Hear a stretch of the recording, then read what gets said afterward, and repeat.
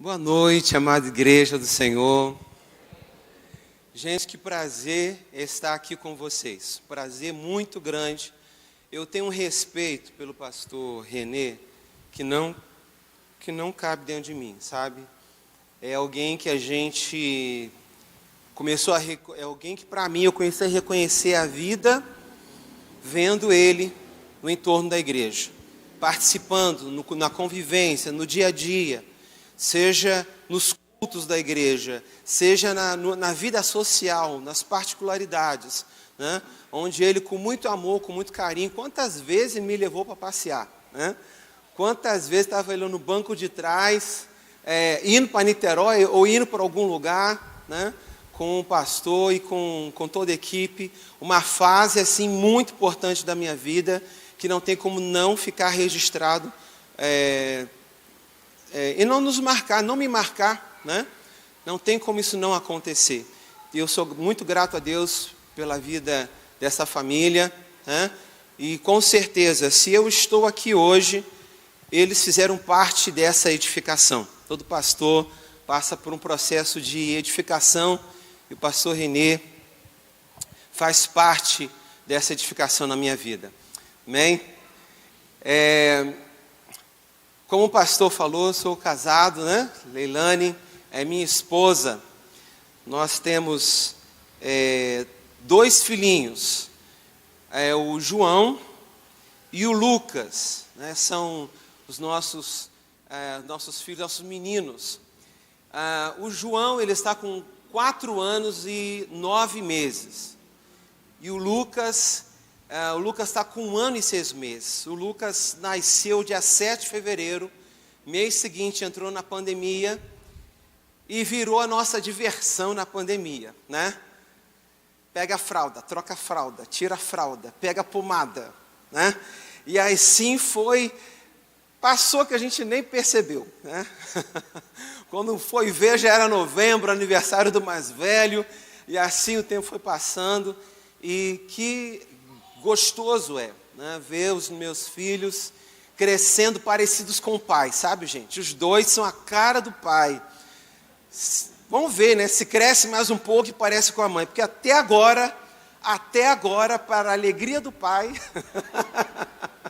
ele é minha cara, né? Os 2 são a minha cara. Não tem nenhuma foto que eu podia passar, mas só uma foto distante aqui, ó. Essa aqui é a foto nossa lá em casa. Final de ano de 2019, né? 2019 para 2020, a gente tirou essa foto aqui. 2020 para 2021, na verdade, né? Tiramos essa foto aqui e temos aí caminhado. Leilane não veio hoje, ela não está se sentindo muito bem, está há 3 dias, com uma enxaqueca muito forte, né? E hoje uma missionária, filha do pastor Adilson, a Isabel, veio de São Paulo e a gente teve um tempo com ela, e a Leilane não conseguiu, ela falou, olha, já voltou a doer muito minha cabeça, tomou não sei quantos remédios, e está quietinha em casa. E para eu vir com os 2, seria uma missão mais do que impossível, né? Então, eu creio que na próxima vez, toda a família virá, e eu poderia apresentar a cada um dos irmãos essa família que Deus tem me dado. Eu tenho tido muita alegria de caminhar com eles. Abra sua Bíblia em Salmos capítulo 125. Salmos capítulo 125, do versículo 1 ao versículo 3. Eu tenho algumas versões aqui. Eu não sei se o Data Show vai fazer uso da transparência, né? Do caso, colocando ali exatamente a referência.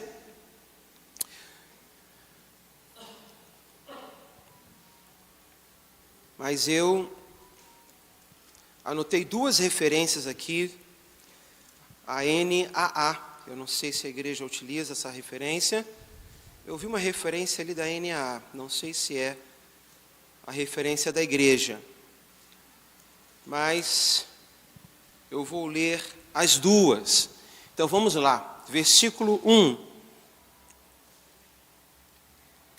ao versículo 3, que diz o seguinte: os que confiam no Senhor são como os montes de Sião, que não se abalam, firme para sempre. Como em redor de Jerusalém estão os montes, assim o Senhor em derredor do seu povo. Desde agora para sempre, o cedro dos ímpios não permanecerá sobre a sorte dos justos. Essa é uma versão, e eu quero ler da NAA, que diz algo um pouco diferente. Diz o seguinte: os que confiam no Senhor são como o monte de Sião, que não se abala, mas continua firme para sempre. Como em volta de Jerusalém estão os montes, assim o Senhor ao redor do seu povo, desde agora e para sempre. O cetro dos ímpios não permanecerá na terra dos justos, para que os justos não comecem a praticar a injustiça, praticar a iniquidade. A versão ali é NAA. Então, são dois detalhes, mas dois detalhes que eu acho muito importantes para que a gente possa estar meditando nessa noite. Eu quero falar, irmãos, sobre guerra de influência. Essa referência é uma referência que aponta para uma música, né? Uma música que a gente conhece bem, né? Os que confiam no Senhor são como os montes de Sião, que não se abalam, mas permanecem para sempre. Veja que essa é uma referência, é uma palavra forte, é uma afirmação. E essa afirmação precisa ser para nós como um baluarte, como uma direção, para que nós possamos olhar ao redor da nossa sociedade, olhar para o contexto político, o contexto cultural ao qual nós somos visitados e ter a plena convicção de que, apesar de tudo isso, a nossa confiança, ela está no Senhor dos Exércitos. É nele, é Ele. Ele é que nos ampara, Ele é que nos guarda, Ele é que nos sustenta. O texto ele ainda vai dizer que, assim como em derredor de Jerusalém estão os montes, assim está o Senhor em derredor do seu povo. Isso, irmão, para nós precisa ser uma referência de confiança, a plena confiança de que Deus, Ele está no controle de todas as coisas da nossa vida. Eu não sei você, irmãos, mas aquele que não olha para Cristo como sendo a resposta e a solução para os conflitos, os desafios da sua vida, não continuará de pé. Porque não terá em Deus, não terá em Cristo Jesus a resposta e a confiança necessária para que você, meu irmão, possa viver a vida em abundância que Deus preparou para você. Por isso, apesar dos conflitos que você possa estar vivendo, apesar das lutas que você possa estar passando, olha para Cristo, olha para o Senhor, porque Ele está ao seu derredor. O texto de Salmos, no final, ele vai dizer, olha, o cetro do ímpio, ou seja, cetro significa coluna, significa autoridade, ele não permanecerá na terra dos justos, para que os justos não comecem a praticar a iniquidade. E isso, irmão, significa livramento. A gente lida num contexto social, irmãos, onde somos visitados o tempo todo. O tempo todo. quando o assunto é esse, guerra de influência. Nós estamos aqui na casa do Senhor, recebemos a palavra do Senhor, recebemos a direção que vem da parte de Deus. E você é abençoado, você é alcançado pela palavra de Deus.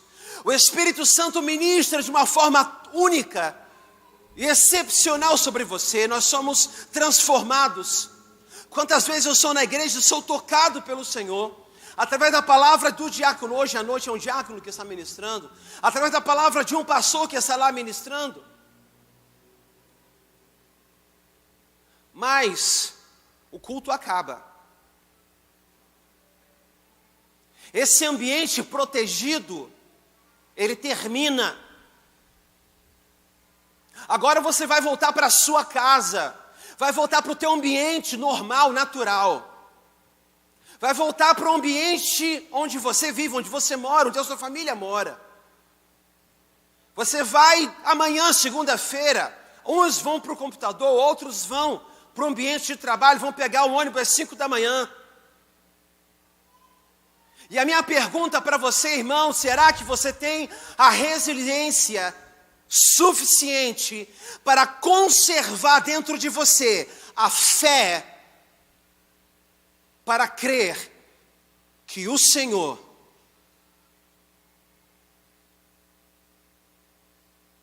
é forte o suficiente para te fazer em todas as áreas da sua vida?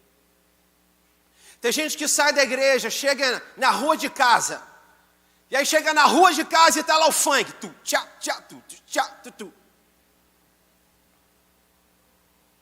E tem gente que não resiste, é ou não é? Estou mentindo, gente? Porque está dividido. Porque o coração, ele não entende ainda. Ele se vê comprometido, seja pela música, seja pela dança, seja pelas conversas, seja pelos convites. E tem uma música que Thales Roberto tem, que é uma música muito linda.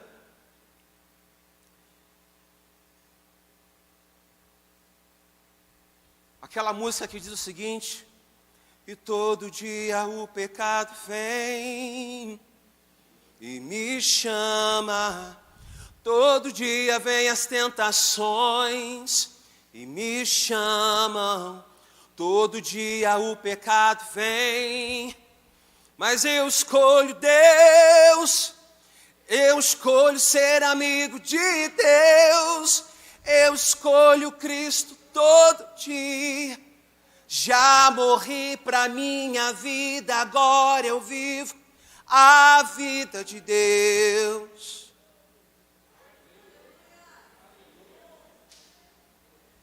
Mas essa luta, ela está aqui, gente. A gente não pode negar. Você não pode achar que é um super crente, que você vai chegar lá, vai estar meio, à vontade de ir. Chegar no ambiente de trabalho, ninguém é crente, só você que é crente. Aí começa a falar da mulher do departamento do lado, que ela veio com aquela roupa, ela veio para provocar. Começa a falar daquela outra colega de trabalho, uma colega falando da outra: olha, ela, se tu não vigiar, ela vai roubar a tua vaga.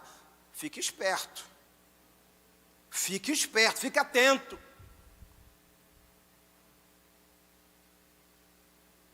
A gente lida dentro do ambiente do trabalho, ambiente de casa, com a questão da incredulidade. Pessoas que nos afrontam a nossa fé. A todo momento nos questionam: será que o teu Deus é bom mesmo? Será que o teu Deus é tudo isso mesmo?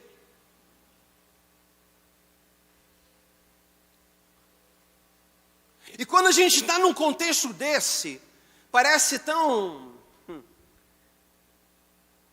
que muitas pessoas se sentem tão pequenas naquilo que de fato acreditam. Se sentem tão fragilizadas, como se aquilo que o outro está vivendo, aquilo que o contexto está mostrando, parece tão mais convincente. E a gente não pode virar o rosto para isso. O cristão não nasceu para viver dentro de uma bolha. O cristão não nasceu para viver dentro de uma redoma. O cristão nasceu, foi pensado por Jesus, para que você possa influenciar o mundo. O teu lugar é no deserto. O teu lugar é onde não tem sal. O teu lugar é onde a vida já morreu. O teu lugar é onde não há mais esperança. O teu lugar é onde a mentira governa como se fosse verdade. Para que a tua vida constranja, confunda, leve as pessoas a questionarem a si mesmo. Pastor, então o senhor está querendo dizer que ao invés de nos sentir afligidos e influenciados ao ponto de questionar a nossa fé, a gente, na verdade, nós precisamos viver a nossa fé, para que outras pessoas sejam influenciadas e comecem a questionar o seu modelo de vida? Sim, é disso que eu estou falando. É exatamente essa diferença que eu estou falando. Mas é necessário que você tenha certeza de que Jesus é confiável. É necessário que você tenha certeza, uma certeza inabalável, de que aqueles que confiam no Senhor, eles são como os montes de Sião. E que não se abalam, mas permanecem firmes para sempre. Essa é uma palavra de convicção, que se você não tiver, meu irmão, você titubia. Se você não tiver essa certeza, você vai estar lá no trabalho e ouvir aquela música, Caneta Azul. Azul? O quê?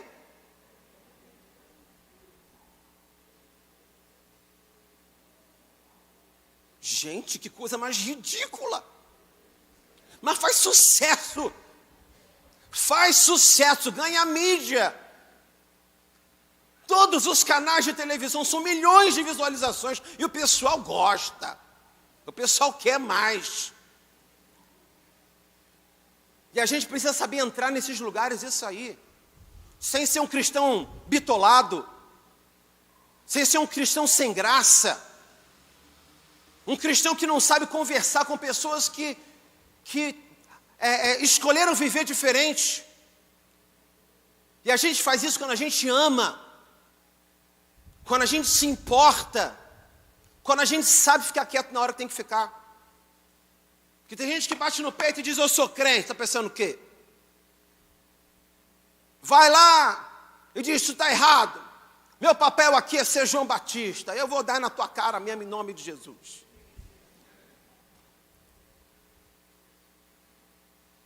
O crente não nasceu para viver debaixo de uma redoma, meu irmão. Você não pode perder a tua capacidade de penetração, de penetrar em todas as áreas sociais. Uma das áreas mais escassas, mais carentes da palavra de Deus, são as universidades.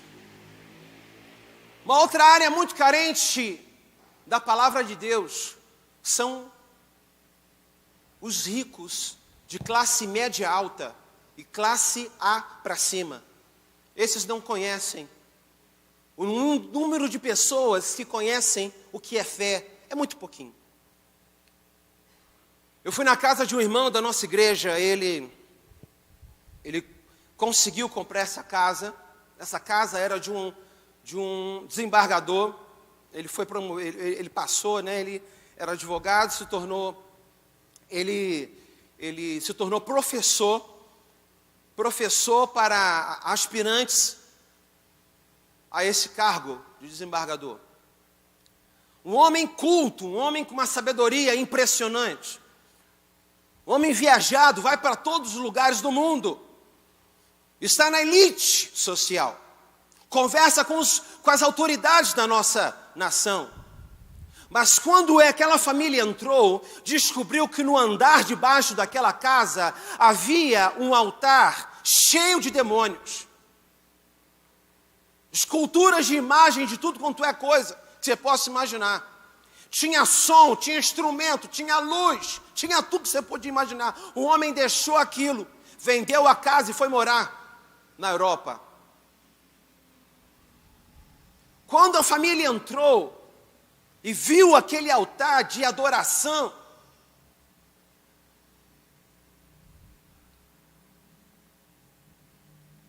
repreendeu aquilo tudo, quebrou, limpou, abençoou aquele lugar e falou, isso aqui, ó, esse lugar que adorava Satanás, agora vai adorar o Senhor Jesus.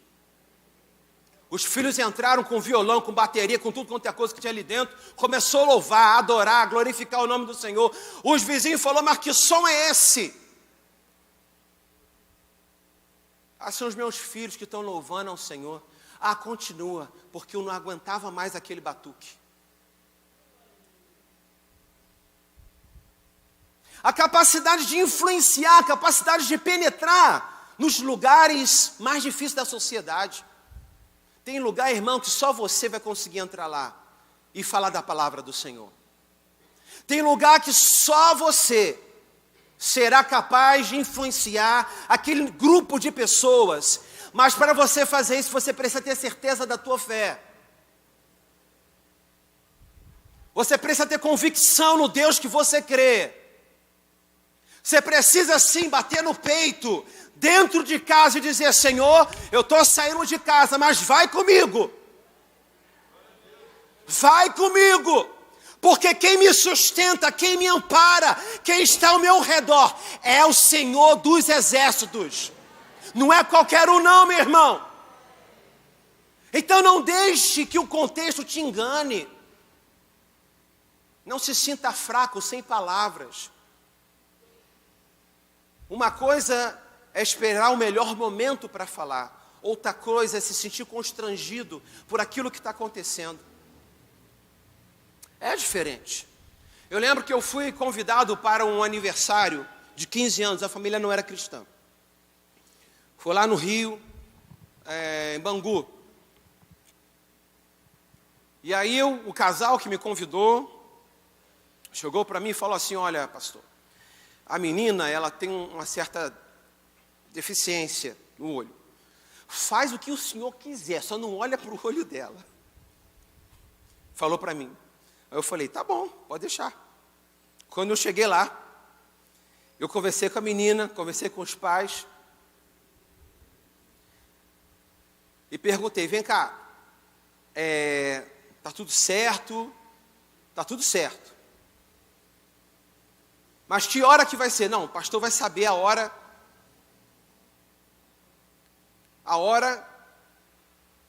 que o Senhor vai orar, que o Senhor vai trazer a palavra. E aí o casal continuou contando para mim qual era a situação do olho, da vista. Ela teve câncer de vista. A família orou, buscou, mesmo não sendo cristã, buscou o Senhor, mas a mãe e ela, ninguém era cristão, gente. Mesmo depois da cura, ninguém era cristão. Mas eles quiseram chamar um pastor para agradecer a Deus pelo milagre que eles receberam. E eu fui. A menina, uma adolescente, nos seus 14 anos de idade, imagina como isso é difícil para uma adolescente. Lidar com essa dificuldade. E eu pude ter empatia com ela, eu pude ter empatia com seus pais. Mas eu preciso primeiro contar para você o cenário, porque assim que eu cheguei, tinha um grupo da escola de samba da Mangueira, um ônibus da Mangueira, umas mulatas de quase 2 metros de altura.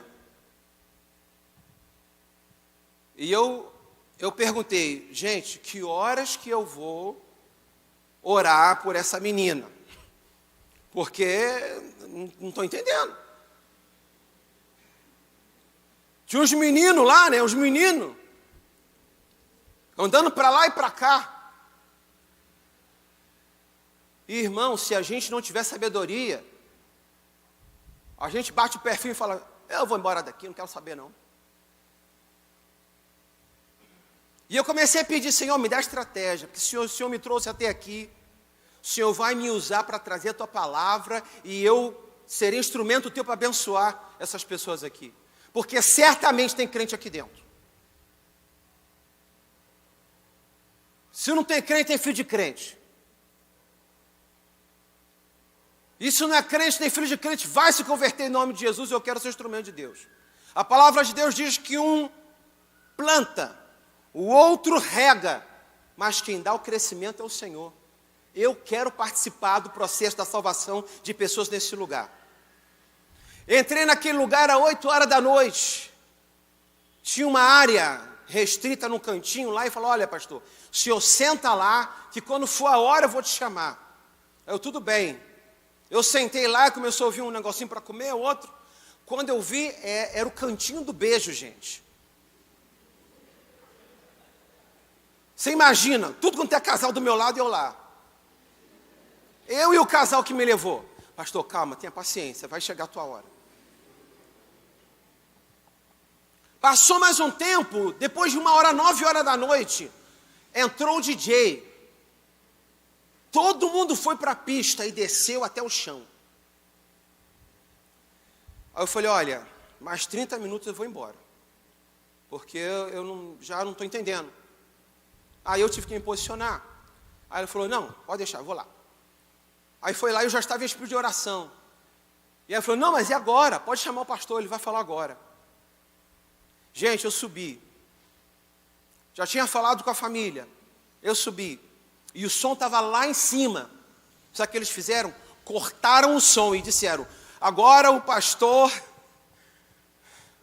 convidado vai trazer uma palavra.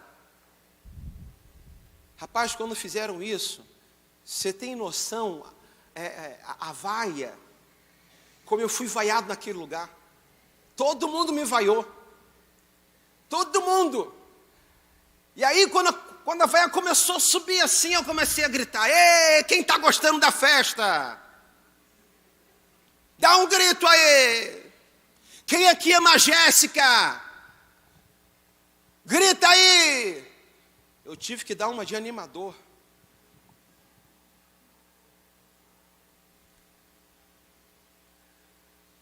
Cheguei para o DJ e perguntei, vem cá, quando eu terminar aqui vai ter mais? Aí o DJ, não, acabou a minha participação. Eu, glória a Deus. Depois a Bíblia estava no chão, eu peguei a Bíblia e falei, agora vamos para a palavra. Aí todo mundo, E eu comecei a pregar naquele lugar. As pessoas pararam para ouvir o que eu tinha a dizer. Eu trouxe uma palavra de amor sobre a Jéssica. Agradecer a Deus por aquilo que Deus tinha feito na vida dela. Porque por mais que aquela família pudesse ter o dinheiro que fosse, e foi muito dinheiro que gastaram ali. O milagre da salvação daquela menina não tinha dinheiro suficiente que pudesse pagar. E eu terminei, desci daquele lugar, 00:30, a mangueira ia entrar, mas eu falei, Senhor, muito obrigado, porque se eu estou aqui, o Senhor é que me deu essa oportunidade. Irmão, eu não sei quais são as oportunidades que Deus vai te dar para falar do amor dele para quem quer que seja. Mas você precisa entender que na guerra de influências, a gente precisa estar pronto para influenciar. A gente precisa ter certeza do Deus que a gente serve. A gente precisa olhar para Cristo e dizer, tu és a redenção do mundo. Jesus era aquele que andava com prostitutas, andava com mercadores. Jesus era aquele que andava com cobradores de impostos. Andava com os samaritanos. andava com aqueles que eram rejeitados na sociedade. E aquelas pessoas amavam andar com Jesus. Amavam caminhar com Jesus. Sabe por quê? Porque Jesus as amava. Não concordava com seus erros, não concordava com seu jeito de viver, como sendo algo correto, mas sabia ganhar o coração. A mulher samaritana é o exemplo disso. A família, Marta, Maria e Lázaro, dentro de uma sociedade daquela época, é um exemplo disso. Zaqueu é um exemplo disso. E eu tenho certeza, irmãos, que existem exemplos assim perto de você. E nós, como cristãos, precisamos dizer: Pai, aqui estão as minhas limitações. Aqui está as minhas preocupações. Eu sou influenciado nessa área. Não feche os olhos, irmãos. Diga para Deus: Senhor, eu sou influenciado nessa área. Senhor, eu me sinto tão frágil em certas áreas da minha vida, que por mais que eu ore, por mais que eu busque, parece que eu vou ser invadido a qualquer hora, pelo apetite, pela vontade, pelo desejo, pela incredulidade. Irmãos,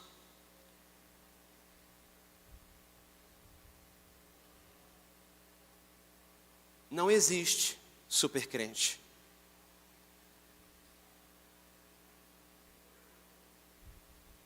Já passei por crises de incredulidade na minha vida. Eu já me vi em lugares que eu nem imaginava que um dia eu estaria.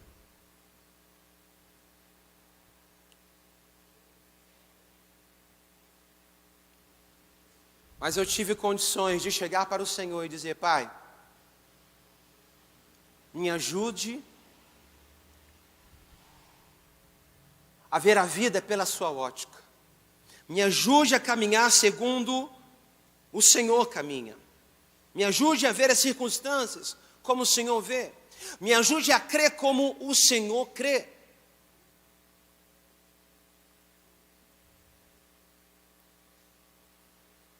Diante de tantas influências, nós lidamos com o ambiente dos jornais, em que a gente acaba se perguntando o que é verdade, ou melhor, onde está a verdade. A vergonha da CPI nos traz isso. Toda perversão sexual se tornou glamour, seja nas novelas, seja nos programas, porque sim, tem muito crente que ainda vê novela. E eu fazendo comunicação social, eu fiz faculdade de comunicação social, eu entendi por que a novela, de uma forma estrutural, por que isso é tão danoso e prejudicial para qualquer pessoa. E quais são os instrumentos por trás disso? Quem fez ou vai fazer comunicação social vai ter conhecimento disso.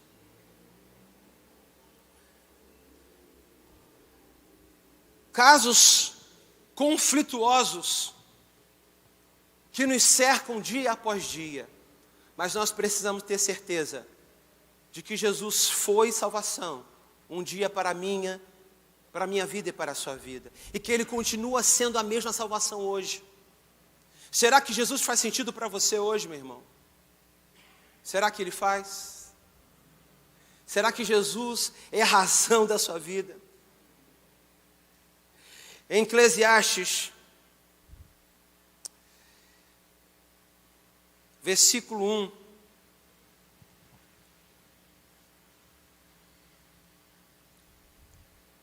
capítulo 1, versículo 7, ele diz o seguinte: todos os rios correm para o mar, e o mar não se enche. Ao lugar onde correm os rios, para lá tornam eles a correr. Todas as coisas são canseiras, tais que ninguém as pode exprimir. Os olhos não se fartam de ver, nem se enchem os ouvidos de ouvir. O que foi, é, e o que há de ser, e o que se fez, isso se tornará a fazer. Nada há, pois, de novo debaixo do céu. O que Eclesiastes nos diz é o seguinte: quanto mais um homem deseja riqueza, mais riqueza ele vai desejar. Quanto mais um homem deseja se alimentar da sua própria carne, dos apetites da carne, essa fome, ela nunca vai passar.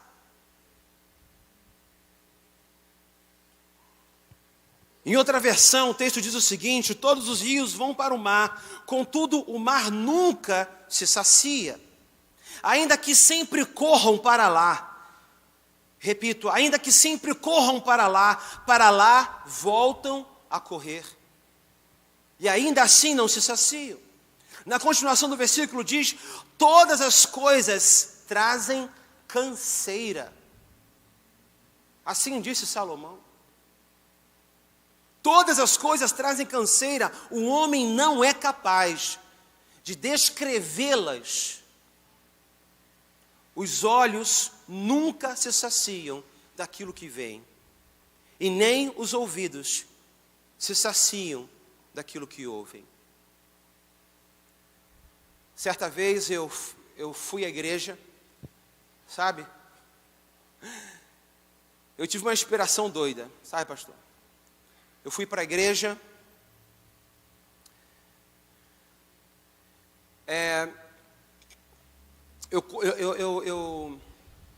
eu vou ao barbeiro, faço barbeiro, eu corto meu cabelo, enfim. Mas naquele final de semana eu decidi fazer isso em casa, tem uma maquininha. Eu fui lá, cortei, propositalmente, e deixei um chumaço de cabelo aqui atrás, assim. Aqui. Todo falhado, tudo de qualquer jeito. E fui para a igreja. Bom dia. A paz do Senhor. Deus te abençoe. Cumprimentei um irmão, cumprimentei outro. E fui entrando na igreja. Falando com um, falando com o outro, parando para falar com um, parando para falar com o outro. Vocês acreditam que ninguém perguntou que chumaço feio era aquele? Ninguém perguntou. Eu subi no púlpito, eu rodei a igreja, no final subi no púlpito e fiquei olhando para o telão e fazendo carinho assim naquela coisa horrorosa. Aí virei para a igreja olhando para mim com o olho arregalado e perguntou. Eu perguntei: gente, tem alguma coisa errada? A igreja: tem. Eu falei: o que é? Tem um negócio aí, pastor, atrás do senhor que eu não entendi. Aí eu falei: então por que eu entrei na igreja, coloquei meu carro lá em cima, cumprimentei diversas pessoas e não teve um irmão, ninguém que me amasse para dizer: pastor, tem uma vergonha aí que eu quero te falar um negócio aqui. Por quê? Eu perguntei para a igreja. E ali eu comecei a discorrer e comecei a falar com a igreja, porque existem muitas pessoas que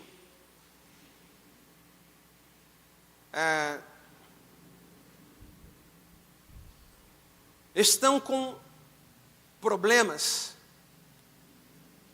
e que precisaria que alguém chegasse para ela e dissesse: olha, você está com um problema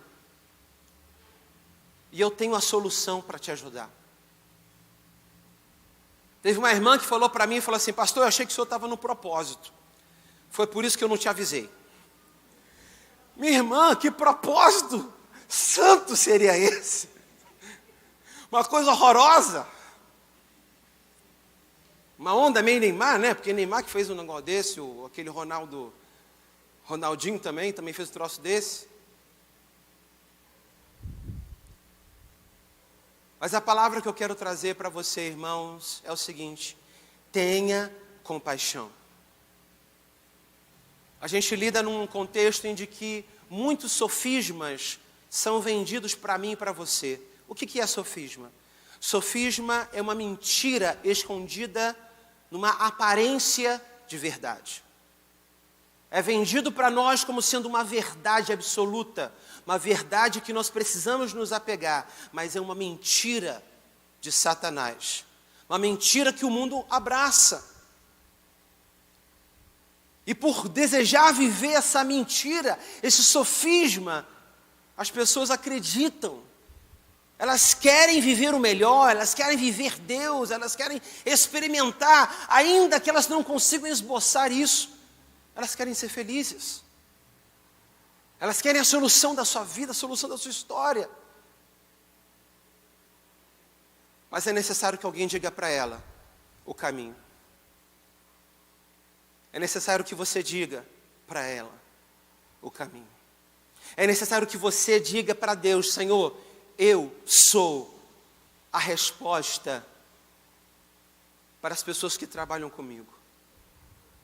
Não porque eu sou perfeito, porque não somos perfeitos, mas porque nós somos o corpo de Cristo que se estabelece no meio da cidade. No meio da cidade. No meio da cidade. 2 Coríntios capítulo 10, versículo 3 ao 5 diz o seguinte: porque, embora andando na carne, não militamos segundo a carne, porque as armas da nossa milícia não são carnais, e sim poderosas em Deus, para destruir fortalezas, anulando nós sofismas de toda a altivez que se levanta contra o conhecimento de Deus, levando cativo todo pensamento à obediência de Cristo. Existem sofismas que nós adotamos como verdade, porque alguém um dia nos vendeu, e a gente abraçou isso. Existem pessoas que caminham com a gente, seja na nossa vizinhança, seja no trabalho, seja na igreja, e que vive uma pseudo-verdade, que é a mesma coisa que dizer sofisma, que dizer uma mentira, como se verdade fosse. Mas Jesus espera que você seja a resposta. Jesus espera que, meu irmão, você tenha uma intimidade tamanha com Deus, a sua intimidade com Ele seja tanta, que tudo que você precisa, tudo que você deseja fazer, é olhar para essas pessoas que trabalham com você, que convivem com você dentro da sua casa, dentro da faculdade, dentro da escola, na rua onde você mora, e que elas possam ver alguém que decidiu amá-la, que decidiu se aproximar dela. Deus deseja que você seja esse instrumento, que você entre em lugares que ninguém poderia entrar, e só você tem condições de entrar. A igreja é aqueles que foram chamados para fora. Esse aqui é um quartel-general, irmãos. Deus trabalha em nós, transforma-nos. Nós somos usados por Deus para que outras pessoas cheguem aqui. Mas nós precisamos entender que quando o culto acaba, está na hora de marchar. Quando o culto acaba, a missão é a nossa casa. A missão é aqueles que moram na nossa rua. A missão é amanhã de manhã, às 5 horas da manhã, quando a gente fala: Senhor, reveste-me da tua armadura, porque eu estou entrando naquele lugar, e se eu entrar sozinho, eu não vou sair de lá vivo.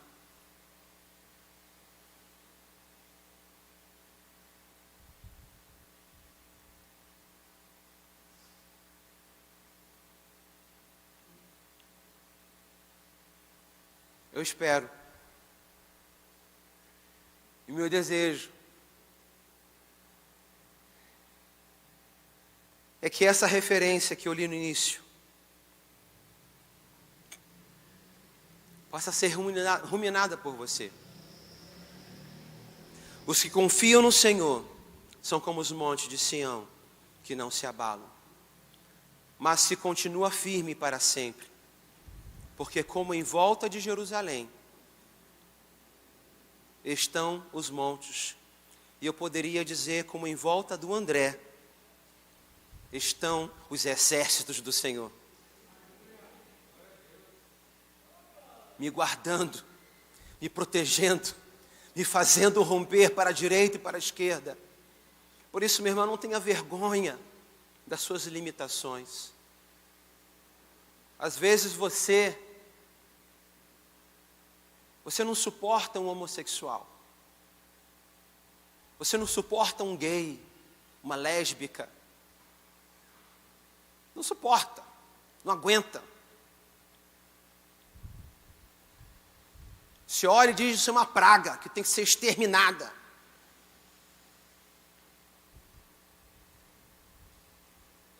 Por favor, coloque-se diante do Senhor e diga: Pai, eu não quero fingir que eu não sinto isso. Eu não quero fingir que eu não acho isso. Mas o que eu quero é que o Senhor me ajude a lidar com isso. E eu sei que nessa igreja tem homens fiéis. Eu sei que nessa igreja tem mulheres fiéis. Que você pode se aproximar e dizer: pastor, me ajuda. Porque eu preciso viver uma transformação na minha vida. E eu sei que Deus vai te usar para me transformar. Você será o bisturi de Deus na minha vida. Porque dentro da minha casa, eu lido com esse desafio. Na minha família, eu tenho pessoas que optaram por viver uma vida sexual totalmente pervertida. E eu simplesmente não sei o que fazer. Essa igreja são de homens sérios, são de mulheres sérias. Amém? Amém? Por isso, meu irmão, se no meio da tua caminhada, no meio da luta, você se sentiu fraco, foi baleado, volta para o quartel-general, volta para a esquadria, vem para a enfermaria, deixa Deus tratar com você, deixa o Espírito Santo de Deus te tocar. Se você, meu irmão, tem lidado com a pornografia, se você se vê prostituto, quando as oportunidades surgem para você, porque os olhos ficam inquietos, a vontade vem, meu irmão, não veste capa de crente, porque isso não salva ninguém. Você está se enganando, você está mentindo para você mesmo. Entra no quartel-general, mostra as suas imperfeições, porque aqui existem líderes que você pode confiar. Aqui existe uma liderança que você pode se apoiar e que você pode dizer: me ajuda a vencer nessa área. Me ajuda a romper nessa área. Porque se você sair de novo e continuar saindo, e novamente continuar saindo, o pecado vai continuar te visitando. E vai ter uma hora que você não vai aguentar. Por isso, meu irmão, honre, preserve, agradeça a Deus pelo privilégio de estar numa igreja como essa. Numa igreja forjada na palavra, forjada no propósito. Porque você, homem de Deus, mulher de Deus, precisa levantar as suas mãos para adorar a Ele e dizer: Senhor, com todas as minhas imperfeições, nessa noite eu quero te louvar. Com tudo que eu sou, que o Senhor sabe muito bem, porque ninguém pode se esconder de Deus, eu quero te louvar. E eu quero te dizer, desse jeito, porque, irmãos, não se trata de nós, porque isso seria um mero moralismo, mas se trata de quanto Deus pode operar na minha vida, ou tem liberdade para operar na minha vida. Eu sou pano de saco. Deus sabe o que seria de mim se não fosse a graça e a misericórdia dele. Deus sabe muito bem. E minha esposa também sabe. Ela já ouviu muita coisa. A minha liderança também sabe, porque também já ouviu muita coisa.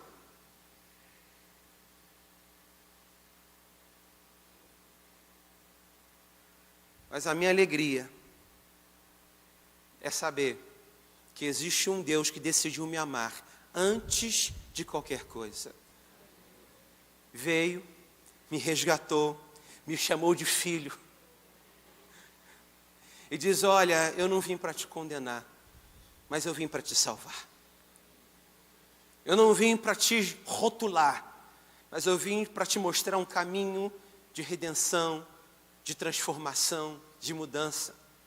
Por isso, na guerra de influências, todos nós somos influenciados.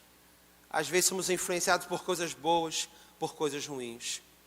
Mas uma coisa eu te convido a fazer. Volta para cá. Volta para cá. Volte a se reunir. Converse, dialogue. Se derrame na presença de Deus.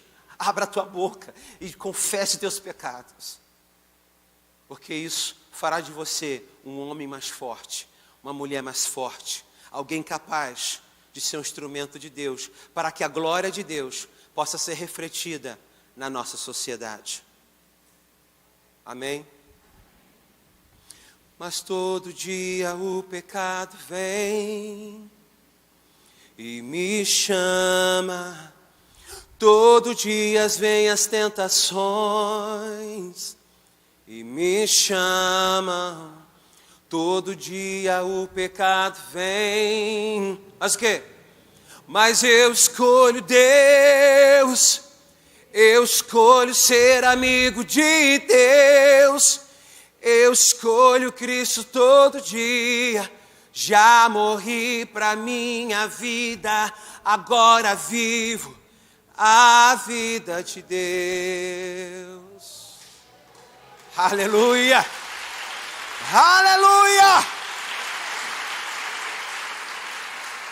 Eu quero chamar os músicos. Quero chamar os músicos aqui. Talvez essa palavra tenha te tocado de uma forma muito especial. Porque você diz, pastor, eu não evangelizo. Não adianta. Eu não consigo. Eu estou no meio do meu trabalho e as conversas, o senhor já sabe como é que é. O clima lá no trabalho é outro. Talvez você está aqui e você diga, olha, eu sei exatamente o que é isso. Porque tem hora que eu ganho, tem hora que eu perco, tem hora que eu não sei nem o que dizer. Eu me sinto atropelado diante de tantos ataques. Eu não sei, irmão, como é que está você? Como é que está a tua fé diante de tantas coisas que a gente tem passado? Mas não adianta fingir que isso não está acontecendo. Eclesiastes diz, olha, não importa o que você veja, não importa o que ainda vai acontecer que a gente nem sabe. Eclesiastes diz o seguinte, olha, não se espante, não existe nada de novo debaixo do céu. Meu Deus, o nosso Deus tem um plano para a minha vida, tem um plano para a sua vida. Ele já preparou a saída. A única coisa que você precisa é dizer, Pai, me ajuda a passar por aqui. Eu estou no meio de um vale e eu acho que eu vou ter surpresas no meio do caminho. Eu me sinto fraco, me sinto tão perdido. Você pode ter certeza, meu irmão, minha irmã, você não está sozinho. Deus não morreu na cruz do Calvário à toa. A morte dele foi para que você viva, não apenas sobreviva, não apenas finja que está tudo bem, mas ele veio para que você tenha uma vida sobremodo excelente. Como é que está aí a tua intimidade com Deus no teu quarto? Como é que tem sido o seu tempo com Deus? Quando você pega para ouvir a palavra de Deus e ler e dizer, Pai, fala comigo porque hoje eu preciso de uma direção. Como é que você está, meu irmão? Será que você nada de braçada?